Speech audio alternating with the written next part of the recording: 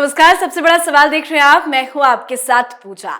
आज सवाल कि क्या कर्नाटक चुनाव को लेकर कांग्रेस ने अपने ही पैर पर कुल्हाड़ी मार लिया? क्या कर्नाटक चुनाव की जीत को कांग्रेस ने बीजेपी के हाथों सौंप दिया? सवाल अहम इसलिए क्योंकि कर्नाटक चुनाव में कांग्रेस की जीत पक्की मानी जा रही थी, पर कांग्रेस ने एक के बाद एक कई ऐसी बड़ी बड़ी गलती कर दी जिससे कांग्रेस का खेल बिगड़ गया और कांग्रेस के खराब गेंद पर बीजेपी ने छक्का जड़ दिया। बड़ी गलती पहले ये कि कांग्रेस का घोषणा पत्र और उसमें बजरंग दल पर बैन लगाने की बात, उसके बाद सोनिया गांधी के एक भाषण में संप्रभुता शब्द का इस्तेमाल करने पर बवाल, जिसको लेकर बीजेपी ने सोनिया गांधी के खिलाफ चुनाव आयोग में भी शिकायत दर्ज करा दी है। तो क्या कांग्रेस का शाही परिवार देश हित के खिलाफ है? क्या शाही परिवार कर्नाटक को देश से अलग मानता है? आज इसी पे चर्चा करेंगे। बातचीत के लिए मेरे साथ स्टूडियो में मौजूद है कैपिटल टीवी के editor in chief doctor Manish Kumar. Doctor साहब, बहुत बहुत स्वागत है आपका। धन्यवाद। कांग्रेस ने कितनी बड़ी गलती कर दी है? देखिए, वो एक कहावत है, आप बैल मुझे मार। कांग्रेस पार्टी के ऊपर ये सिर्फ लागू ही नहीं होता है। कांग्रेस पार्टी ने क्या किया उनको समझ में आना चाहिए। बीजेपी जो है बिल्कुल ही एग्रेसिव, और आप ये समझिए कि वो तो सांड है। आपने क्या किया? लाल कपड़े ऊपर से पहन लिए और सांड को आप चिढ़ाना शुरू कर दिए। तो क्या करेगा सांड? हैं? तो आपका तो इलाज कर दिया। हैं? कहा एक महीने पहले जो तमाम सर्वेज आ रहे थे उसमें कांग्रेस पार्टी को 150, 160 और 150 के आसपास बताया जा रहा था। हैं? और भारतीय जनता पार्टी को बताया जा रहा था कि 70 to 80। यही सारे सर्वे यही बता रहे थे। मैं उसमें नहीं जाऊंगा कि सर्वे गलत है या गलत सही है, सारे लोग यही कह रहे थे। अभी क्या पोजीशन है? अभी बहुत सारे सर्वे ये कह रहे हैं बीजेपी की सरकार बन रही है। भाई एक महीने में आपने क्या किया जो पासा पलट गया? दो तीन चीजें बहुत जरूरी है। नंबर 1, चुनाव वही जीतेगा जो चुनाव के मुद्दे को तय करेगा। तब तक कांग्रेस पार्टी ने मुद्दा तय कर लिया था कि भ्रष्टाचार, एंटी इनकम्बेंसी, काम नहीं हुआ, चीफ मिनिस्टर ठीक नहीं। आपने बाकी तमाम चीजें जो की, लिंगायत पिंगायत, ये बाकी सारा जात कॉम्बिनेशन, ये सब आपने क्या, वो अलग है। लेकिन चुनाव का मुद्दा जिसके ऊपर आप मोबिलाइज करते हैं, जिसके ऊपर आप भाषण देते हैं, जिसके ऊपर आप रैलियां करते हैं, जिसके ऊपर आप प्रचार प्रसार में पूरी ताकत लगाते हैं, वो मुद्दा तो आपने तय कर दिया था, उसको छोड़ना नहीं था। और वो छूटा भी नहीं।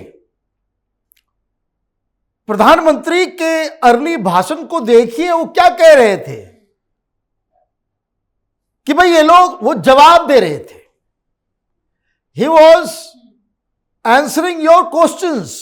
आप आरोप लगा रहे थे, ये जवाब दे रहे थे। मतलब आप बैटिंग कर रहे थे, चौके छक्के मार रहे थे, और बेचारे ये जो है बीजेपी वाले जो है उनको कहा कि भाई 40% की सरकार है। ये कह रहे कि नहीं 40% की सरकार नहीं। कहां है सबूत? ये ऐसे ही आरोप लगा रहे हैं हमारे ऊपर। इनके प्रधानमंत्री ने तो कहा था कि हम 1 रुपये भेजते हैं, 85 पैसा गायब हो जाता है, 15 पैसा पहुंचता है। तो ये लोग तो 85% वाली सरकार। मतलब आपके आरोपों के, आपके एजेंडा के ऊपर ये डिफेंसिव जवाब दे रहे थे। T20 चल रहा है? एक ओवर में खेल इधर से उधर हो जाता है। जहां एक ओवर में 24-25 रन बन गया, पासा पलट गया। तो आपने क्या किया? आपने यही काम किया। बीजेपी के पास जीतने के लिए कुछ नहीं था। एक चेहरा है, वो भी प्रधानमंत्री का, इसमें कोई डाउट नहीं है। ये आजादी के बाद के सबसे बड़े, सबसे पॉपुलर लीडर हैं, इसमें कोई शक नहीं। लेकिन असेंबली इलेक्शन में वो क्या करेंगे? तो प्रधानमंत्री मोदी तो शुरू में वो इसलिए वो चुनाव में इंजॉय करते हैं, वो ही इंजॉयज ये बात आप समझिए कि कहीं भी चुनाव होगा चले जाएंगे प्रचार में, उनको मजा आता है। और बहुत ही आप देखिए उनका बॉडी लैंग्वेज, उनका प्रचार प्रसार के समय जो वो भाषण देते हैं पब्लिक के सामने, वो बिल्कुल दूसरी ऊर्जा उसमें उनमें जो है वो चलता है। अब तो जो जानकारी मिल रही थी कि भाई प्रधानमंत्री मोदी का 22 रैली वो इसलिए किया जा रहा है कि चलो भाई ये चुनाव हार भी गए तो कोई बात नहीं, इतना जरूर ग्राउंड क्रिएट कर दिया जाएगा कि लोग ये कहेंगे कि भाई मोदी तो ठीक है लेकिन ये सरकार ठीक नहीं यहां की, जैसा राजस्थान में हुआ कि वहां वसुंधरा तेरी खैर नहीं, मोदी तुमसे बैर नहीं। तो वहां पे वसुंधरा राजे हार गई, लेकिन लोकसभा चुनाव ठीक 3-4 महीने के बाद होता है तो 26 की 26 सीटें जो है वो भारतीय जनता पार्टी मोदी जीत लेते हैं। वो किस लिए? क्योंकि वो प्रचार प्रसार प्रधानमंत्री मोदी अपनी छाप अपना वो डालना चाहते हैं। लेकिन इतने में एक ओवर आपने फेंक दिया जिसमें बजरंग दल को आपने कह दिया कि भाई बैन लगाएंगे। बस भाई सचिन तेंदुलकर को फुल टॉस दोगे तो वो क्या करेगा? वो तो छक्का लगेगा ही, इसमें कोई डाउट ही नहीं है फिर। हाँ, और सहवाग को दे दोगे तो वो तो स्टेडियम के बाहर फेंक देगा बॉल ढूंढने भी जाना पड़ेगा। तो यहां तो कंबाइन हो गया, योगी मोदी अमित शाह ये तीनों। आपने क्या किया? कहां मसला रोजगार, महंगाई, भ्रष्टाचार, आपने बॉल को उठा करके दे दिया कहां? हिंदुत्व की टेरिटरी में। बस लगने लगा चौका छक्का। और पिछले 7-8 दिनों में यह पूरा का पूरा चुनाव पलट गया। अभी भी जीते हारे अलग कहानी है, लेकिन माहौल ऐसा बन गया है कि अब कोई ये नहीं कह सकता भी कांग्रेस पार्टी आ ही रही है। अब ये बात समझ लीजिए। तो बजरंगबली और हनुमान चालीसा शुरू ही हुआ और लास्ट ओवर में सोनिया गांधी ने फिर फुल टॉस भेज दिया। भाई क्या जरूरत है ट्वीट डालने की? और डाले भी, गलती चली गई, उसको आप डिलीट कर दिए होते। क्या कांग्रेस पार्टी में किसी को मालूम नहीं है कि कर्नाटका के 6.5 करोड़ लोगों के है उसकी अखंडता, उनकी एकता है और संप्रभुता। भाई हिंदी नहीं आती, कोई दूसरा शब्द ले लिए होते हैं, सम्मान लिख दिया होता तो बात समझ में आती। आपने सोवरेंटी लिख दिया। अब पता नहीं गांधी परिवार में लोग पढ़े लिखे हैं क्या नहीं है, या ऐसे सिर्फ डिग्री आ गई। सोवरेंटी का मतलब यह होता है कि ये आजाद मुल्क की निशानी होती है। कोई देश आजाद है वो तभी आजाद है जब वो संप्रभु है, वो सोवरेन है। किसी देश के अंदर में जो राज्य होते हैं, जो इकाइयां होती है, वो संप्रभु नहीं हो सकता। और आप कह भी रहे हो और फिर कुतर्क भी कर रहे हो, तब तो बीजेपी जो कह रही है बिल्कुल सही कह रही है कि तुम जानबूझ के देश के टुकड़े टुकड़े करना चाहते हो। क्योंकि एक और ज्ञान दिया गया था, India is the union of state. भाई फेडरलिज्म, बहुत तरह के फेडरल स्टेट्स होते हैं। हिंदुस्तान में ये उस तरह का नोशन नहीं कि हम जो है अलग अलग 30 राज्य अलग अलग थे और वो आए मिलके एक देश बनाया।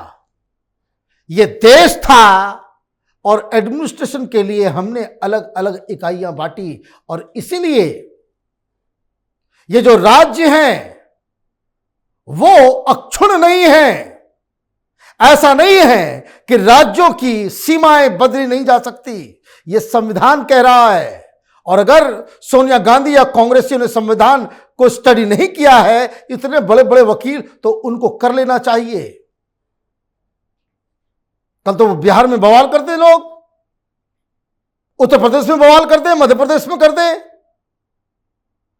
भाई राज्य का बंटवारा कैसे हो गया? बिहार से झारखंड अलग क्यों कर दिया तुमने? अब ये आंध्र प्रदेश से आपने अलग कर दिया तेलंगाना को, तो ये अखंडता देश की, राज्यों की नहीं। कल यूपी में बवाल शुरू हो जाएगा, भाई उत्तराखंड को क्यों कर दिए? तो ये तो मूर्खता है। तो खैर गलती हो सकती है, लेकिन उसके बाद आप जो जिद पे अड़े हुए हो कि भाई डिलीट कर दो, तो ये आरोप क्यों नहीं लगे कि टुकड़े टुकड़े गैंग का असर हो गया है? क्योंकि ये देश अलग अलग देशों में टूट के बिखर जाए, यही तो वामपंथी चाहते हैं। उनकी जो विचारधारा की लाइन पहले शुरू होती है वो दो चीज है, India is a semi feudal और semi capitalist society and India is a nation of nationalities. इसलिए नारे लगाते हैं ये जेएनयू में। तमिलनाडु मांगे आजादी, केरल मांगे आजादी, बंगाल मांगे आजादी, पंजाब मांगे आजादी। ये देश को टुकड़े टुकड़े करना चाहते हैं, ये इनका विचारधारा है, ये कोर आइडियोलॉजी का हिस्सा है। वही लोगों को तुमने गोदी में बिठा लिया है। अब जहां मेवानी को आप स्वागत करोगे, जहां वो कौन जेएनयू वाला लड़का कन्हैया, उसको आप स्वागत करोगे, तो भाई इसका मतलब क्या है कि तुमने कांग्रेस की विचारधारा को गटर में डाल के वामपंथियों के दोगलेपन को अपना लिया है। ये वामपंथी जिस किसी भी रूप में हैं, चाहे वो नक्सल के रूप में हो, सीपीआई के रूप में हो, सीपीएम के रूप में हो, सीपीआई एमएल के रूप में हो, सीपीआई माओइस्ट के रूप में हो, 36 तरह के कलर में अलग अलग, ये सब के सब देशद्रोही हैं, ये देश के नहीं हैं।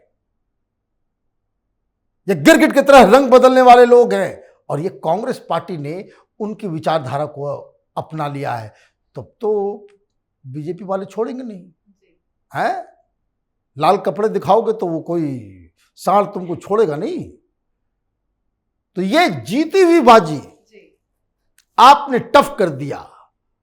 अब ये समझिए कि कभी आईपीएल में देखते भाई सिंपल कैच बताते हैं कमेंटेटर कि बहुत सिंपल सा कैच है, लेकिन आपने उसको क्या कर दिया, डिफिकल्ट बना दिया। इधर उधर चले गए, मालूम चला सिंपल सा कैच था, आपने उसको डिफिकल्ट बना दिया।